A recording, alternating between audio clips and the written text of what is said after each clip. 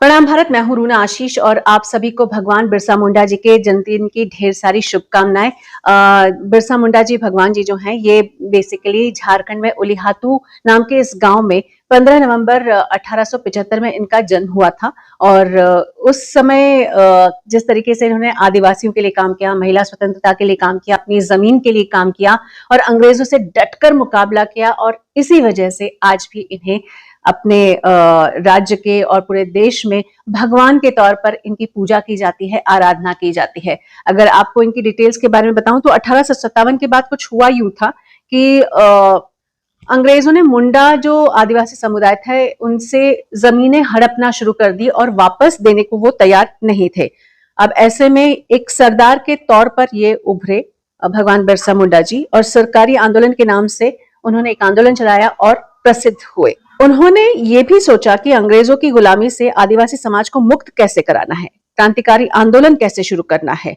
यानी 1895 में आदिवासी क्षेत्रों में भीषण अकाल भी पड़ा था। अंग्रेजों से कोई सहायता नहीं मिल रही थी। उल्टे अंग्रेजों ने आदिवासियों की जमीन पर लगान तय कर नकद देने की भी जबरदस्ती कर दी थी।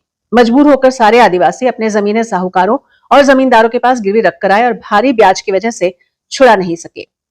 और इसी समय बिरसा ने स्वराज्य की घोषणा कर अंग्रेज शासन को बड़ी चुनौती दी, और परिणाम यह रहा कि 26 अगस्त 1895 को बिरसा और उनके साथियों को गिरफ्तार कर लिया गया। इस गिरफ्तारी से आदिवासी समाज में अंग्रेजों के प्रति बहुत ज्यादा असंतोष फैल गया था, और 30 नवंबर 1987 को फाइनली बिरसा मुंडा जी भगवान को छोड़ दिया गया।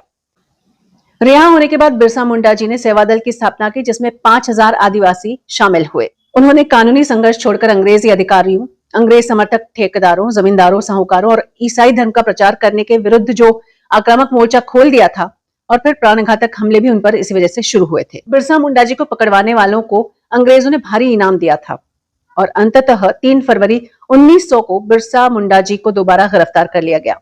ऐसे आदिवासी नेता भगवान बिरसा मुंडा जी को प्रणाम भारत का शत शत प्रणाम। प्रणाम भारत। जय हिंद।